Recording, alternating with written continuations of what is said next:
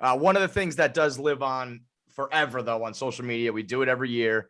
It's probably my favorite baseball moment ever. Is the 9/11 home run, which is, obviously comes from tragic circumstances, but in my opinion, I think it's like the coolest sports moment ever, given those circumstances. And it just shows like the kind of player you were, where it was just always clutch and always big. But there's clutch, and then there's playing the first baseball game in New York City after a terror attack level of clutch. And I just have to imagine when that ball, like that ball off the bat, and you realize did you realize what you have done in that moment? Did you realize like, holy shit?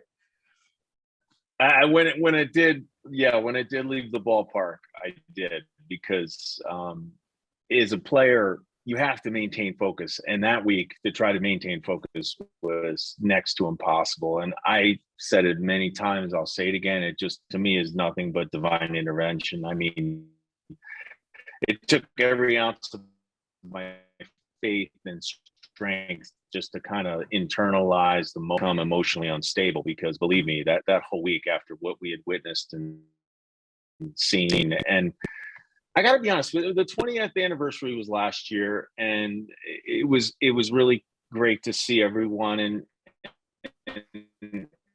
everyone reflect on it. And I'm kind of torn, because I feel the more has, which is for me a little frustrating, because I think the lesson in that will start to dissipate. But I think it's good because it also shows that we're healing. So it's a little bit of a mixed bag for me. Right.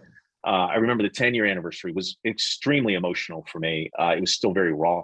20 years last year, to me, just didn't, and I don't mean this bad way whatsoever.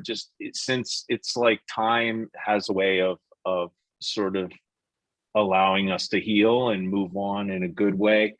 But so I think that I'll take the good part out of that. But I think the more years now that we're getting away from it, probably, and I just hope that the children, I hope people that are affected and the families that lost loved ones will continue to educate and sort of teach that moment to kids, and that it will always be remembered in New York.